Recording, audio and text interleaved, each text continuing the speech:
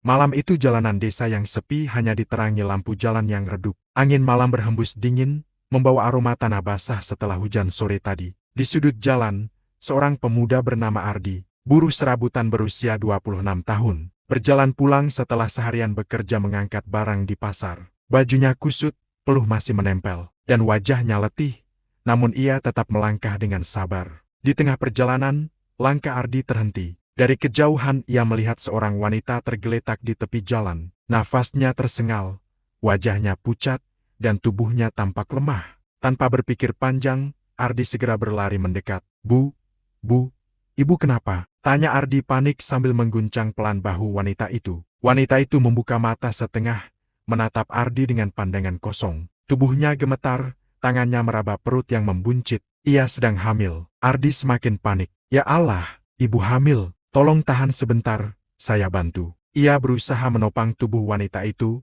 mencari cara agar ia bisa duduk lebih nyaman. Wanita itu berbisik lirih, suaranya penuh kepasrahan. Tolong jangan bawa aku ke rumah sakit. Aku takut orang tahu. Ardi terdiam. Jelas wanita ini menyimpan beban besar. Namun ia tak mungkin membiarkannya begitu saja. Dengan segala tenaga, Ardi memapahnya ke gubuk kosong dekat jalan. Tempat biasa ia berteduh jika hujan saat pulang kerja. Wanita itu tampak kesakitan, namun mencoba menahan tangisnya. Saat cahaya lampu ponsel Ardi menerangi wajahnya, barulah ia terkejut. Wanita ini bukan orang sembarangan. Ia mengenalnya dari baliho dan berita Ratna Prameswari, CEO muda sebuah perusahaan besar di kota. Wajahnya sering terpampang di televisi, dikenal sebagai wanita sukses, berwibawa, dan terhormat. Namun kini, di hadapannya, Ratna hanyalah seorang wanita rapuh, sendirian, dengan perut yang semakin membesar. Ardi menelan ludah. Kenapa bisa begini, Bu? Ibu sekelas Ratna Prameswari, sampai pingsan sendirian di jalan sepi begini. Air mata Ratna jatuh. Ia hanya menunduk, memeluk perutnya erat. Semuanya sudah pergi dariku. Dia meninggalkan aku. Bahkan saat aku paling membutuhkan, suasana menjadi hening. Hanya suara jangkrik malam yang terdengar, bercampur dengan tangis pelan Ratna. Dalam hati, Ardi merasa iba. Malam itu, tanpa ia sadari, pertemuan tak terduga itu menjadi awal perjalanan panjang yang akan mengubah hidup keduanya. Ratna masih terduduk lemah di gubuk reyot pinggir jalan itu. Nafasnya terengah, wajahnya basah oleh air mata. Ardi menatapnya dengan campuran bingung dan prihatin. Dalam pikirannya berkecamuk, bagaimana mungkin seorang wanita seperti dia bisa berada dalam keadaan seperti ini? Bu, saya nggak ngerti, tapi kalau terus begini, kesehatan ibu dan bayi bisa bahaya. Apa saya bawa saja ke rumah sakit? Ujar Ardi hati-hati. Ratna menggeleng cepat, matanya melebar penuh ketakutan. Jangan rumah sakit. Kalau orang-orang tahu,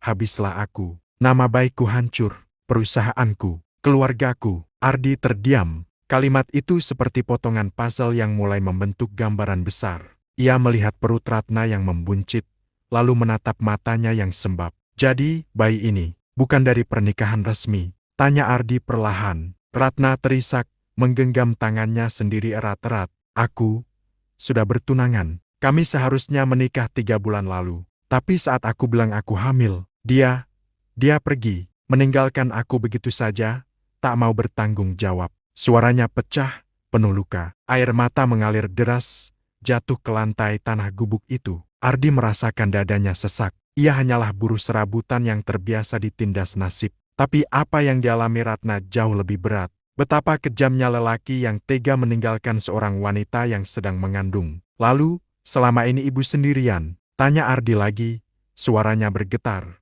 Ratna mengangguk pelan. Aku berusaha menutupinya. Semua orang di kantor mengira aku sering sakit, padahal perutku makin besar. Aku sudah tidak tahu harus bagaimana. Aku kuat sebagai CEO, tapi aku lemah sebagai seorang wanita. Tangisnya pecah, Ratna menutupi wajah dengan kedua tangannya. Ardi menunduk, tidak tahu harus berbuat apa. Namun di hatinya, tumbuh rasa kasihan yang mendalam. Ardi tahu hidupnya sendiri penuh kesulitan, hutang orang tuanya belum lunas. Pekerjaannya tak menentu, makan saja kadang harus berhemat. Tapi melihat Ratna di hadapannya, ia sadar kesedihan tak pernah memilih status. Kaya atau miskin, semua bisa hancur oleh takdir.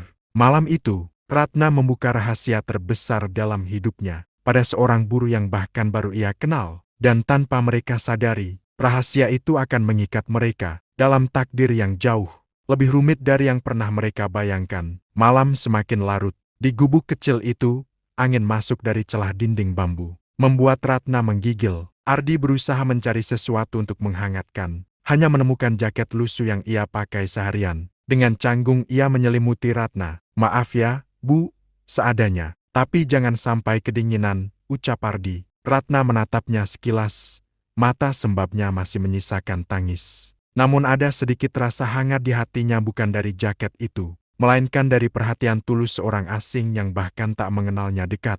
Keheningan berlangsung lama, hingga akhirnya Ratna membuka suara. "Ardi," suaranya pelan, nyaris berbisik. Ardi menoleh, sedikit kaget mendengar namanya disebut. "Ibu, tahu nama saya?" Ratna menunduk. "Kamu tadi sempat menjatuhkan kartu identitas waktu menolongku. Aku lihat sebentar, maaf." Ardi hanya tersenyum kaku, lalu menunduk. Namun setelah itu, Ratna menatapnya lekat-lekat, dengan sorot mata yang berbeda. Ada keraguan, ada ketakutan, tapi juga secercah harapan yang samar. "Aku punya permintaan. Permintaan yang mungkin akan terdengar gila," kata Ratna pelan, tangannya gemetar menggenggam perutnya. Ardi mengernyit. "Permintaan apa, Bu?" Ratna menahan napas sejenak, lalu berkata dengan suara serak penuh getir. "Menikahlah denganku, secara kontrak." Ardi terbelalak. Kata-kata itu bagai petir yang menyambar telinganya.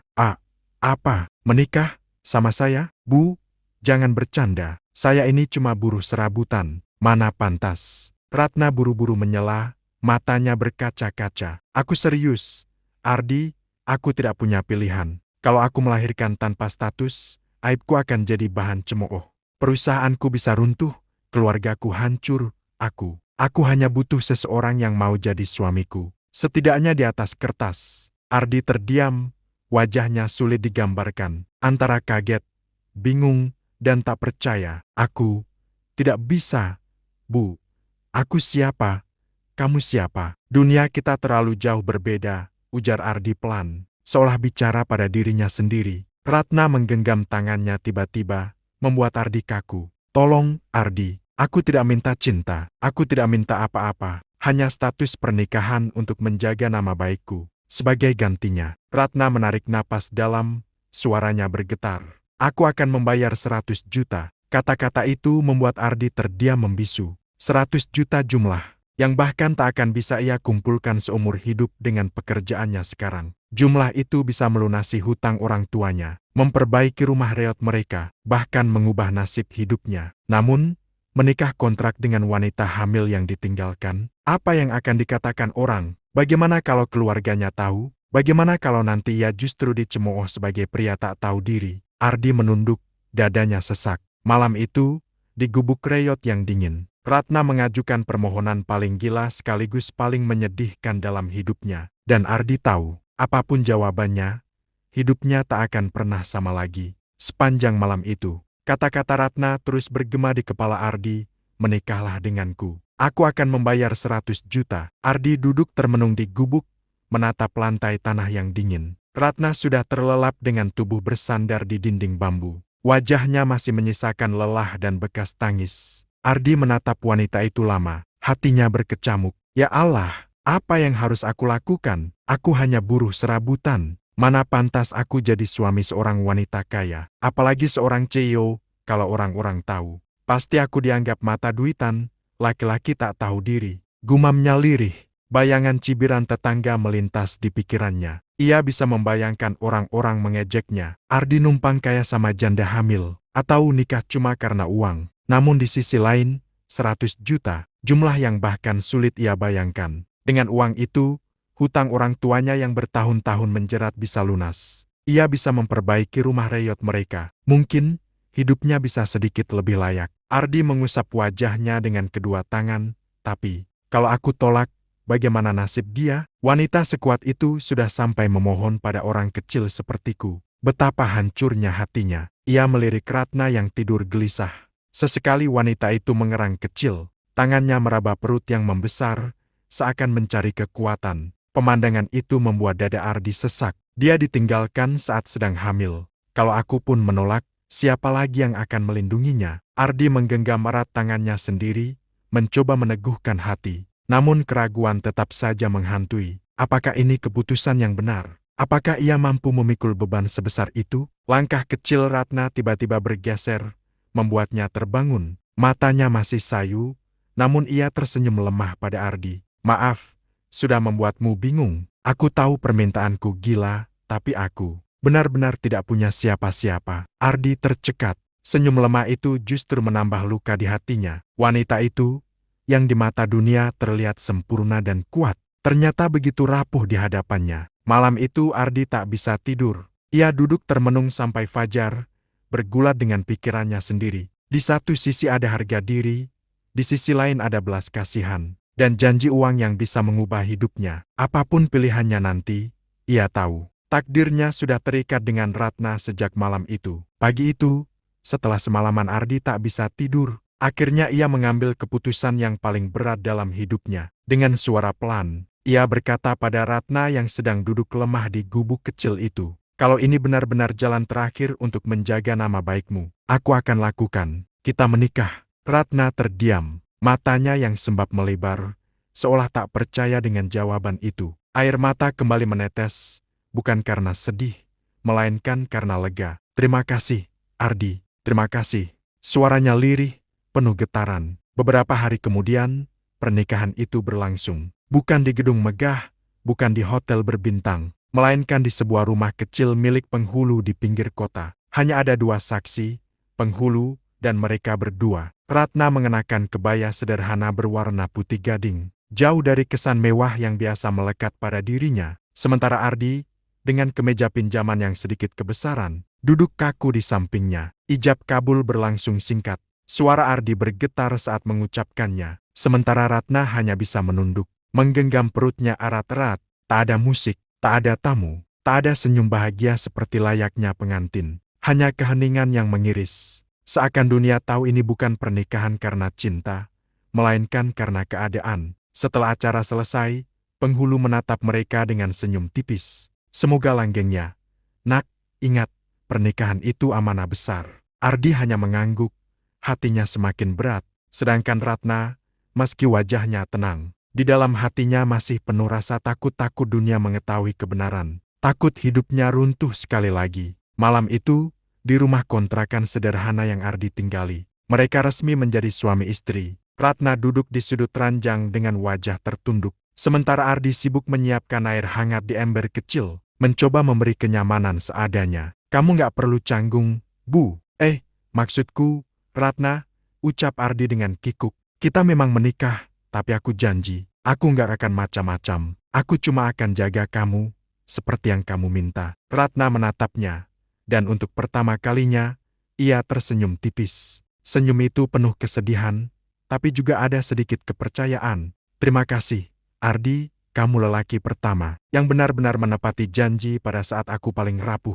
Ardi terdiam, dadanya hangat bercampur getir.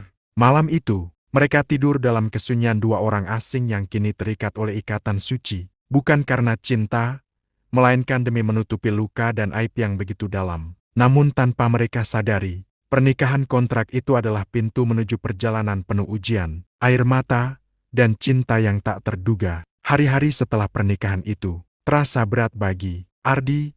Ia tetap bekerja sebagai buruh serabutan di pasar, mengangkut karung beras, memanggul sayuran, atau apa saja yang bisa menghasilkan uang. Namun kali ini, ada yang berbeda. Orang-orang mulai membicarakan dirinya. Berita bahwa ia menikah dengan seorang wanita kaya menyebar cepat. Meski mereka tidak tahu siapa Ratna sebenarnya, kabar burung sudah cukup untuk menyalakan api gosip. Dengar nggak? Si Ardi sekarang dapat istri orang kota. Katanya kaya banget. Laki-laki beruntung. Cuma buruh, tapi bisa nikah sama orang berduit. Pasti numpang hidup tuh.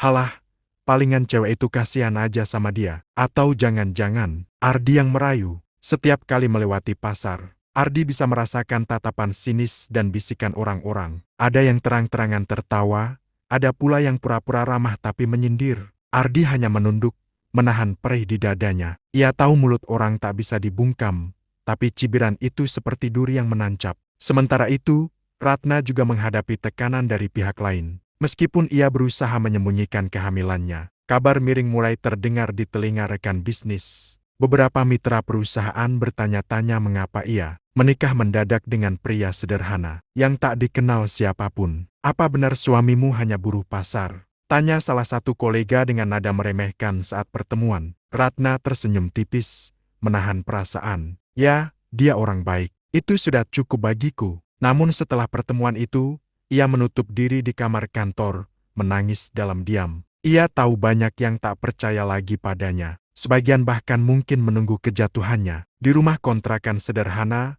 Ratna semakin sering termenung. Ardi yang menyadari perubahan itu berusaha menghiburnya. "Biarkan saja orang ngomong.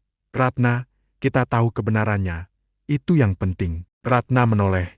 Matanya berkaca-kaca. "Tapi kamu gak malu, Di? Semua orang menuduhmu cuma menumpang hidup dariku." Ardi tersenyum getir, menatap tangannya yang kasar karena kerja. "Kalau aku peduli omongan orang, aku gak akan sampai di titik ini. Aku cuma mau satu hal, jaga kamu dan bayi itu." Ucapan sederhana itu membuat air mata Ratna jatuh. Di balik semua cibiran dan tekanan, hanya Ardi yang tetap teguh berdiri di sisinya. Namun, keduanya tahu ujian mereka baru saja dimulai. Hari-hari Ardi dan Ratna dijalani dengan penuh ujian. Cibiran tetangga semakin keras terdengar. Bahkan beberapa sengaja mengucapkannya di depan mereka. "Lihat tuh, buruh pasar jadi suami wanita kota. Hahaha, rezeki nomplok. Dasar laki-laki nggak tahu malu, hidup dari perut orang hamil." Ardi hanya diam, menunduk setiap kali melewati mereka. Namun di dalam hati, ia bersumpah tidak akan membiarkan kata-kata itu menjatuhkan semangatnya. Ia memilih membalas dengan kerja keras. Setiap pagi, sebelum matahari terbit, Ardi sudah berangkat ke pasar. Punggungnya terus memikul beban berat, tangannya kasar penuh lecet. Tapi kali ini, ada alasan lebih kuat untuk bertahan, Ratna dan bayi yang ia kandung. Sore harinya, meski tubuhnya lelah, Ardi selalu menyempatkan diri pulang, cepat untuk menemani Ratna. Ia memasakkan makanan sederhana, menyiapkan air hangat untuk berendam kaki. Bahkan diam-diam belajar dari tetangga bagaimana merawat ibu hamil. "Ratna, jangan berdiri lama-lama, biar aku yang cuci piring," ucap Ardi suatu malam, merebut piring dari tangannya. Ratna tertegun. Ia terbiasa hidup mandiri, terbiasa memerintah banyak orang, tapi tak pernah merasakan perhatian sekecil dan setulus itu. Dadanya terasa hangat, meski hatinya masih dibayangi luka masa lalu. Namun perjuangan Ardi tidak berhenti di rumah. Ia juga harus menghadapi hinaan orang-orang yang menuduhnya menikah demi uang. Beberapa teman kerjanya bahkan menjauh, tak ingin lagi bergaul dengannya. "Ah, Ardi udah kaya sekarang, ngapain masih kerja sama kita?" sindir seorang kuli. Ardi hanya tersenyum, menahan diri agar tidak marah. Dalam hatinya ia tahu, hanya dengan kerja keras, ia bisa membuktikan bahwa dirinya bukan laki-laki lemah yang numpang hidup. Suatu malam, saat Ratna merasa perutnya kencang dan kesakitan, Ardi panik. Ia menggendong Ratna terburu-buru ke bidan desa. Meski jaraknya cukup jauh dan kakinya hampir menyeret tanah karena kelelahan. "Bertahanlah, Ratna, aku ada di sini," ucap Ardi berulang kali. Napasnya terengah. Ratna menatap wajah Ardi yang penuh peluh. Dan untuk pertama kalinya, ia melihat sesuatu yang lebih dari sekadar pernikahan kontrak. Ada ketulusan, ada pengorbanan. Air matanya jatuh, bukan karena sakit, melainkan karena terharu. "Mengapa kamu begitu peduli padaku, Ardi? Padahal aku hanya membelimu dengan uang." Ardi tersenyum samar, meski napasnya berat. "Karena aku lelaki, Ratna, dan kalau aku sudah janji akan menjagamu, maka aku akan melakukannya dengan segenap jiwa." Kata-kata itu menancap dalam di hati Ratna, perlahan. Tembok dingin yang ia bangun mulai retak. Ia mulai merasakan sesuatu yang lebih hangat dari sekadar rasa aman sebuah benih.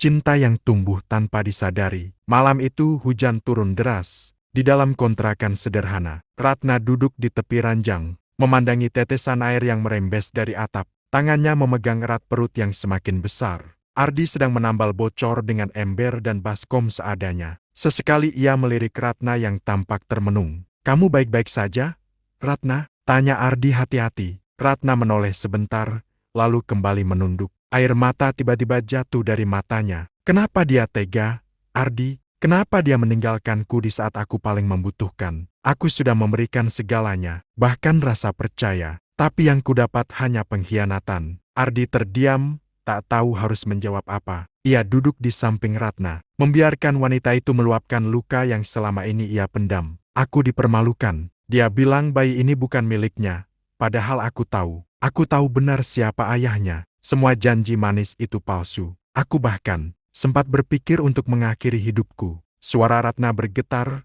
semakin deras bersama tangisnya. Ardi menatapnya dengan mata berkaca. Ia tak bisa membayangkan. Wanita setegar Ratna pernah berada di jurang keputusasaan sedalam itu. Ratna, Ardi menarik napas dalam. Aku memang gak bisa hapus semua luka itu. Aku juga gak bisa gantiin orang yang udah hancurin hidupmu. Tapi yang bisa aku lakukan, aku akan ada di sini, di sampingmu. Kamu gak sendirian lagi. Ratna menoleh, menatap wajah Ardi yang penuh ketulusan. Air matanya tak berhenti jatuh.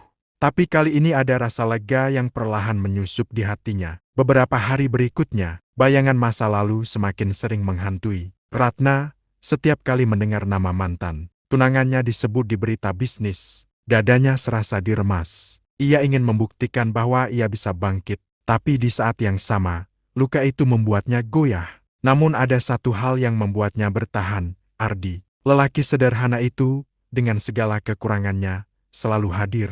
Menyediakan bahu untuk bersandar, telinga untuk mendengar, dan tangan untuk menopang. Suatu malam, Ratna berbisik lirih sebelum tidur. Ardi, kalau bukan karena kamu, mungkin aku sudah hancur. Kamu adalah alasan kenapa aku masih bisa bertahan. Ardi terkejut, tapi ia hanya tersenyum samar, menatap langit-langit yang bocor. Kalau aku bisa bikin kamu merasa lebih kuat, itu sudah cukup buatku. Di balik tangis dan luka masa lalu, perlahan tumbuh rasa baru di hati. Ratna rasa yang dulu ia anggap mustahil bisa ia rasakan lagi. Malam itu udara terasa lebih dingin dari biasanya. Ratna terbangun dengan napas terengah dan wajah pucat. Tangan gemetarnya meraba perut yang semakin keras.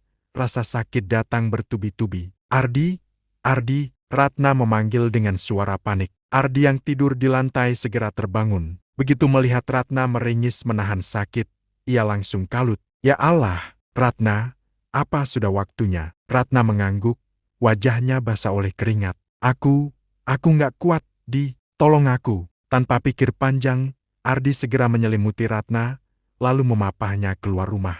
Hujan rintik turun, jalanan becek, tapi ia tak peduli. Dengan tenaga sisa, ia setengah menggendong Ratna menuju bidan desa. Di sepanjang jalan, Ardi berulang kali berkata, "Bertahan ya, Ratna, aku di sini. Kamu nggak sendirian." Di ruang bersalin sederhana itu, jeritan Ratna memecah malam. Tangannya mencengkeram kuat jemari Ardi. "Aku takut, aku takut." Ardi menunduk, menatapnya dengan mata berkaca. "Jangan takut, kamu kuat. Lahirkan anak kita dengan selamat. Aku janji, aku akan jagain kalian berdua." Air mata Ratna bercampur dengan peluh.